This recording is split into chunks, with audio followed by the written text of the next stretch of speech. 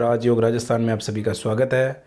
और आज हम पढ़ने वाले हैं रीट परीक्षा की दृष्टि से जो राजस्थान जो थर्ड ग्रेड टीचर की जो एक वैकेंसी है रीट जो मेंस है, उसमें जो कई बार ये जीके के प्रश्न जो रिपीट हुए हैं, इनको ही घुमा फिरा कर जो बार बार पूछे जा रहे हैं, उन प्रश्नों को मैं आपके बीच में लेके आया हूँ। तो आप हमारे चैनल पर नए हो तो हमारे चैनल को सब्सक्राइब कर लीजिएगा और वीडियो को अंत तक जरूर देखिएगा, क्योंकि ये प्रश्न हो सकते हैं कि आपके रीट मेंस में आपके सामने हो। तो चलो क्लास को शुरू करते हैं अब कि सैंधव सभ्यता से संबंधित सर्वाधिक पुरास्थल किस नदी के किनारे प्राप्त हुए हैं।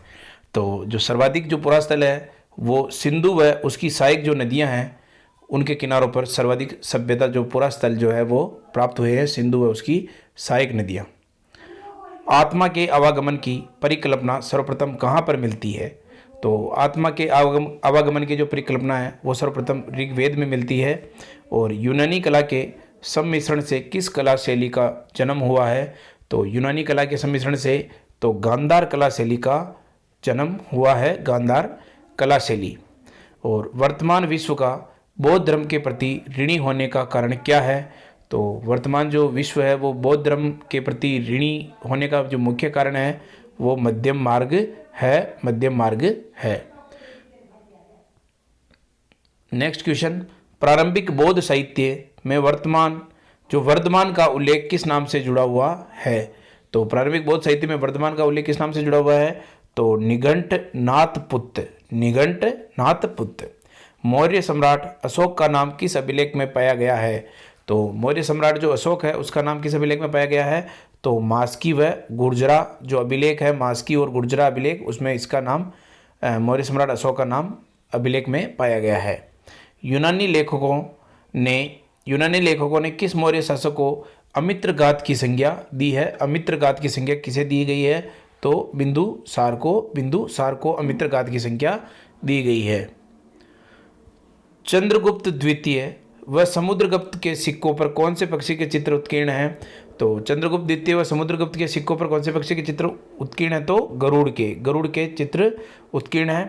पंच भारत की विजय भारत में किस राजा ने की। पंच भारत की विजय भारत में किस राजा ने की। तो राजा हर्ष ने, याद रखिएगा दोस्तों, राजा हर्ष ने। नेक्स्ट जो क्वेश्चन है वो देख लेते हैं। बाण ने हर्ष चरित्र में किस शासक के लिए कहा है कि वह हूण रूपी हिरण के लिए शेर के समान है। हूण रूपी हिरण के लिए शेर के समान है। तो प्रभाकर वर्धन के लिए कहा है, प्रभाकर वर्धन के लिए। जावा की लोकप्रिय मूर्ति का नाम क्या है। तो जावा की लोकप्रिय मूर्ति का नाम है भटार गुरु। भटार गुरु जो है वो जावा की लोकप्रिय मूर्ति का नाम है। भक्ति आंदोलन का प्रारंभ कब किया गया। तो भक्ति आंदोलन का जो प्रारंभ वो किसने किया। तो अलवार संतों ने जो भक्ति आंदोलन का प्रारंभ किया है, अलवार संतों ने। मुगलों की सेवा में आने वाले नौकरशाह क्या कहलाते थे। मुगलों की सेवा में आने वाले नौकरशाह क्या कहलाते थे। तो नौकरशाह मनसबदार कहलाते थे। और अकबर के समय का सबसे बड़ा सोने का सिक्का कहलाता था। तो अकबर के समय जो सबसे बड़े सोने का जो सिक्का होता था वो क्या कहलाता था दोस्तों, वो इलाई कहलाता था। इलाई जो था वो सोने का सबसे बड़ा सिक्का था अकबर के समय। और तराइन का प्रथम युद्ध हुआ था। तो तराइन का प्रथम युद्ध कब हुआ था दोस्तों। तो 1191 ईस्वी में तराइन का प्रथम युद्ध हुआ था। नेक्स्ट क्वेश्चन, किस स्मारक को ईरानी या फारसी शैली का भारतीय रूपांतरण कहा गया है। तो वो स्मारक था हुमायूं का मकबरा। हुमायूं का जो मकबरा है उसको ईरानी और फारसी शैली का भारतीय रूपांतरण कहा गया है। और पंजाब को ब्रिटिश साम्राज्य में मिलाने वाला गवर्नर जनरल था। तो पंजाब जो था उसको ब्रिटिश साम्राज्य में मिलाने वाला गवर्नर जनरल कौन था। तो लॉर्ड डलहौजी था जो था वो पंजाब को ब्रिटिश साम्राज्य में मिलाने वाला गवर्नर जनरल था। बंगाल में भू राजस्व की स्थायी बंदोबस्त प्रथा को लागू किया गया था। तो बंगाल में जो भू राजस्व की स्थायी बंदोबस्त प्रथा को जो लागू किया गया था वो किसके द्वारा किया गया था। तो लॉर्ड कॉर्नवालिस द्वारा। रामकृष्ण मिशन के संस्थापक कौन थे। रामकृष्ण मिशन के संस्थापक कौन थे। तो रामकृष्ण मिशन के जो संस्थापक थे वो स्वामी विवेकानंद जी थे। रामकृष्ण मिशन की स्थापना की थी। गदर पार्टी के संस्थापक कौन थे दोस्तों। गदर पार्टी ये कई बार आती है। गदर पार्टी के संस्थापक कौन है। तो लाला हरदयाल जो थे वो गदर पार्टी के संस्थापक थे। 42वां संविधान संशोधन कब पारित किया गया? 42वां संविधान संशोधन कब पारित किया गया दोस्तों? तो 1976 में प्रधानमंत्री इंदिरा गांधी के द्वारा ये पारित किया गया। 42वां संविधान संशोधन 1976 में प्रधानमंत्री इंदिरा गांधी के समय यह पारित किया गया था।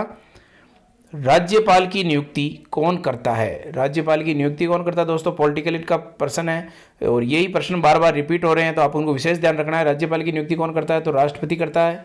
और वर्तमान में सर्वोच्च न्यायालय में मुख्य न्यायाधीश सहित कुल कितने न्यायाधीशों के पद है? तो 34 पद है दोस्तों, 34 पद। और मंत्रिमंडल सचिवालय का प्रशासनिक प्रमुख कौन होता है? तो मंत्रिमंडल सचिवालय का प्रशासनिक प्रमुख कौन होता है दोस्तों? तो मुख्य सचिव जो है वो प्रशासनिक प्रमुख होता है। राजस्थान में पंचायत समिति का प्रधान अपना इस्तीफा किसे देता है? जो राजस्थान में पंचायत समिति का जो प्रधान होता है वो अपना इस्तीफा किसे देता है? तो याद रखना दोस्तों, प्रधान जो है अपना इस्तीफा जिला प्रमुख को देता है, जिला प्रमुख को अपना इस्तीफा देता है। भारतीय संविधान में संसद के संयुक्त अधिवेशन का प्रावधान की देश से लिया गया, किस देश से लिया गया है? संसद के संयुक्त अधिवेशन, संसद के संयुक्त अधिवेशन का जो प्रावधान है वो किस देश से लिया गया है? तो ऑस्ट्रेलिया से लिया गया है दोस्तों। ऑस्ट्रेलिया से बहुत ही महत्वपूर्ण प्रश्न है ये।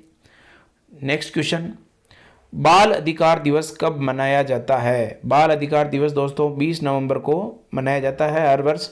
और मतदान की आयु 21 वर्ष से घटाकर 18 वर्ष किस संविधान संशोधन अधिनियम द्वारा की गई है?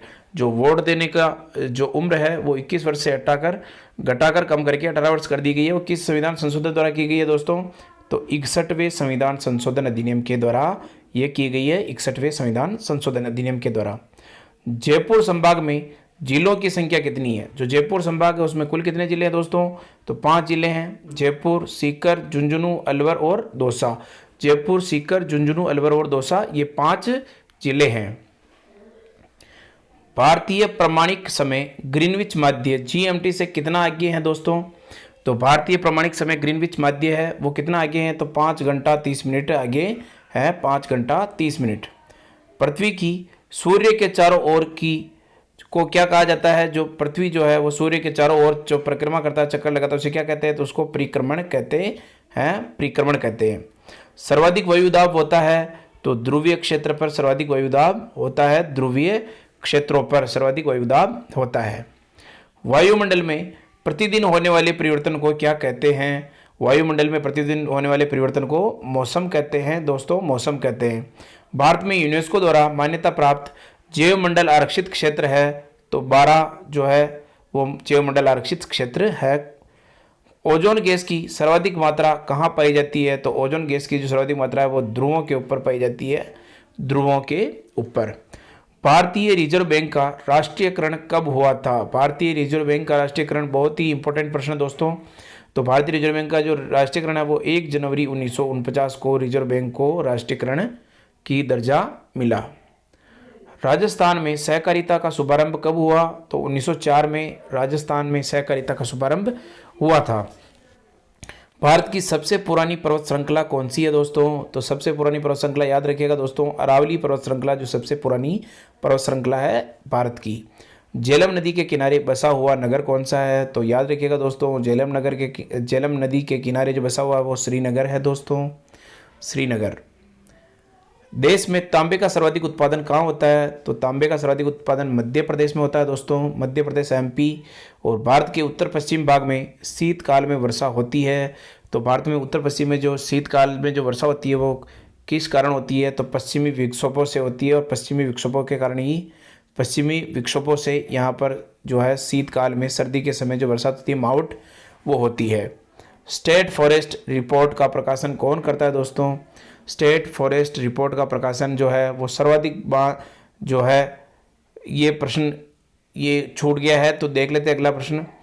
तो काजरी शोध संस्थान कहाँ पर स्थित है दोस्तों? काजरी शोध संस्थान कहाँ पर स्थित है? तो काजरी शोध संस्थान देख लेते हैं, तो जोधपुर में स्थित है दोस्तों, काजरी शोध संस्थान जोधपुर में स्थित है। भारत का निजी क्षेत्र का सबसे पहला व सबसे बड़ा इस्पात कारखाना कहाँ पर है दोस्तों? निजी क्षेत्र का सबसे पहला और सबसे बड़ा इस्पात कारखाना टिस्को है दोस्तों, टिस्को। तूतीकोरन पत्तन किस राज्य में स्थित है? तो तूतीकोरन जो है वो तमिलनाडु में स्थित है? तमिलनाडु में। नेक्स्ट क्वेश्चन दोस्तों, सर्वाधिक और न्यूनतम जनसंख्या घनत्व वाले महाद्वीप है? तो सर्वाधिक जो जनसंख्या घनत्व वो एशिया में, और सर्वाधिक जो कम है, न्यूनतम है, वो ऑस्ट्रेलिया में जनसंख्या घनत्व है।